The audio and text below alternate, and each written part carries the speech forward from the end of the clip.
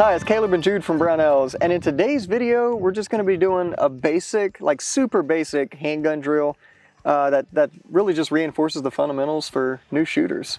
So me and Jude are going to be shooting that, but first let's talk about those fundamentals, Jude. Okay. Go ahead and draw your unloaded handgun. And yep, okay, so you can go ahead and drop the slide on it. We are clear, okay. Now, first thing I want to talk about is the grip, because this is the first place people mess up right when they pick up that handgun. So if you notice, Jude has, of course, both hands on the gun. He is a right-handed shooter in this situation, but some things I want you to notice. The web of his hand is pretty much as high up as he can get it on that firearm, okay? That's because your slide is going to be recoiling, so you want to be able to get as high a grip as possible so that you get less of that muzzle flip. And then if we roll over to the side here, notice his thumbs are on top of one another. He's not crossing his thumbs, doing some kind of like weird stuff, right? Yeah, that was not the right way to do it. And that's one of the things we see probably the most often with new shooters is they'll pick it up and they'll have this weird like thumb cross going on. Mm-hmm. And then also his thumbs are pressing against the frame. So he's getting the best grip possible on that firearm. And then of course, if we just kind of roll to the front here, his support hand is wrapped around his main hand there. And what he's doing when he's shooting is he's gripping as tight as he possibly can and then backing off just a little bit. And that's pretty much the perfect grip. You hear a bunch of different rules like grip like a certain percentage with this hand and a certain percentage with the other hand. You know, I'm sure you've heard that before. Oh yeah. And I feel like it kind of went in waves where like, have you heard that where it's like, it was like light and then everybody's like death grip it. Yeah. Now we've kind of cut back a little bit. Right. Yeah. So, and everything we're telling you, with the exception of like the thumb crossing and weird stuff like that, is, I guess the best way to describe it is a way, not necessarily like the way. Right. There's tons of really good ways out there that work. This is just kind of what works for us. And yeah, so just grip it as tight as you can, back off just a little bit. And that's usually pretty good. Now, also another thing you want to do whenever you're shooting, you want to be focused on that front sight. That's where your focus needs to be, not the rear sight, not the target. The target should just be silhouetted in the background of that front sight. So if you keep your focus on that front sight, that'll help you with that sight alignment, and then also putting the rounds on the target. All right, so then also, Jude, let's talk about trigger pull. Okay. Yeah, I'm gonna leave that one to you. Go through that trigger pull. Okay, so the way I've learned it and the way that works best for me, and I would say that it's probably the right way to do it. Sure. But the pad of your finger, the very first pad there, goes right over the trigger. And as you're pulling the trigger back, you're trying to focus on straight back when your finger moves. Right. So if I'm all gripped up right here, the very first part of my finger, the pad of it is on the trigger, and I'm gonna focus on pulling it straight to the rear, not like squeezing it this way or anything like that. And I'm definitely not going past that first pad. Right. Some people will do that. I've seen where they get like into the crook or into that second pad there. And so I'm just pulling it straight back and letting it surprise me. That's the biggest thing I think has helped shooters. Yeah, that I've helped. Yep, absolutely. So, and it also kind of depends on how big your hands are and how long your fingers are. Sure. But for the average shooter, that's definitely the way to do it. That's how I do it. Obviously, that's how you do it. Yeah. And it seems to work pretty well.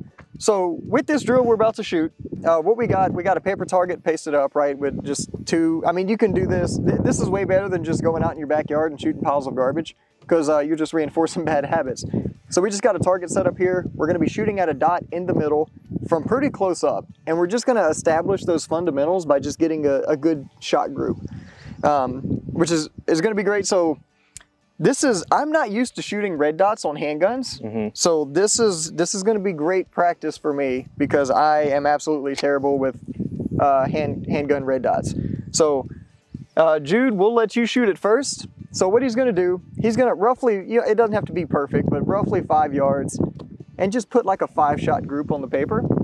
Then step it back to like 7, and then do another 5-shot group on the one below that. And you should kind of start seeing that group opening up a little bit. And depending on how tight your group is, we'll talk about, shoot nice and slow. Okay. Nothing fast. So you always want to start nice and slow, and then as you get better, the speed will follow that. And then we'll kind of touch base from there, but let's go ahead and start shooting. Sounds good. Okay, so Caleb wants me to shoot a 5-round group at 5 yards as best as I possibly can. So I'm gonna take my time. I'm gonna slow, steady squeeze straight back on the trigger. I'm gonna focus on that front sight. I'm gonna be lining up the elevation on the front and the rear sights perfectly. I'm gonna take my time. And the biggest thing for me is I'm gonna let it surprise me. So a slow, steady squeeze, and I'm not worried about when it's gonna go off. I've got a good solid grip, and when it does go off, it'll be right where I want it, because I'm not gonna be intimidated by it, and I'm not gonna be, what's that called, Caleb? Surprised? Well, you're gonna be surprised, you're not gonna be scared of it? Yeah, well, I don't know. Anticipating the recoil, that's what it was. Oh, yeah. Hey. Let's keep all of that in. Yeah. Okay, I'm ready. You guys got ears on? Yep, it's on you.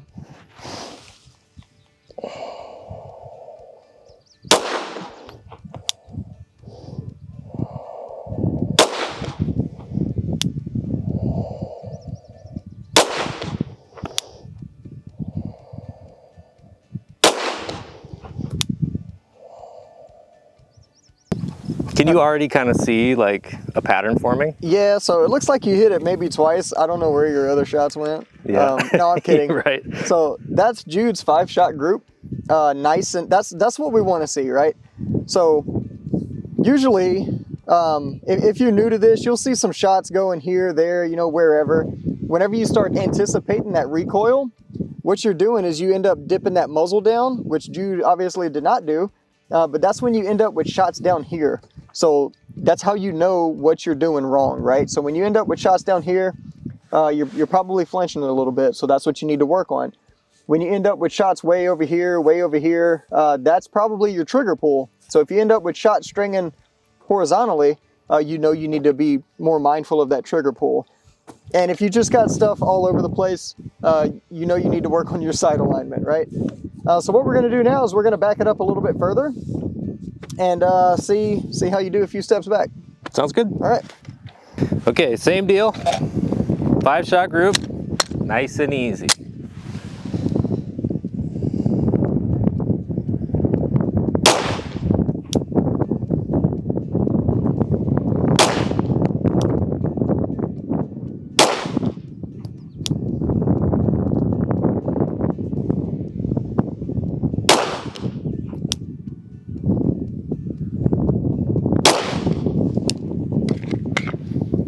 All right, so it looks like that group opened up just a little bit, not much, which is what's to be expected. As you get further out, it's just going to open up more and more because we're shooting a handgun, right?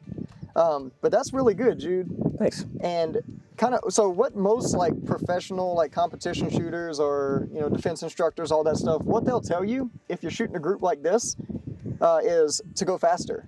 Since you're shooting a group that tight, most like defense situations, competition, stuff like that, they say you want to keep your shots within the size of a fist. And if you're shooting like this, then it's time to shoot faster, right? Until you open up. Once you start swinging shots outside this fist size, then it's time to slow it down and tighten it back up.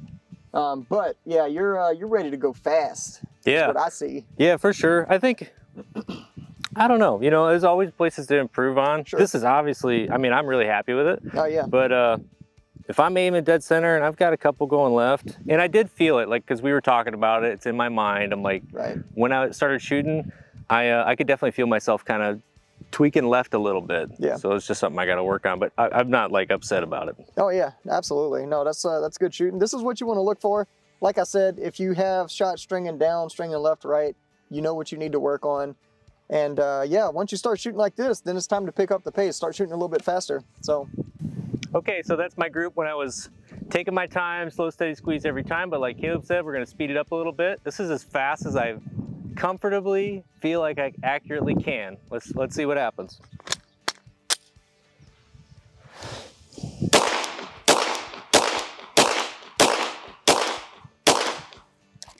A couple more than 5, but let's check it out.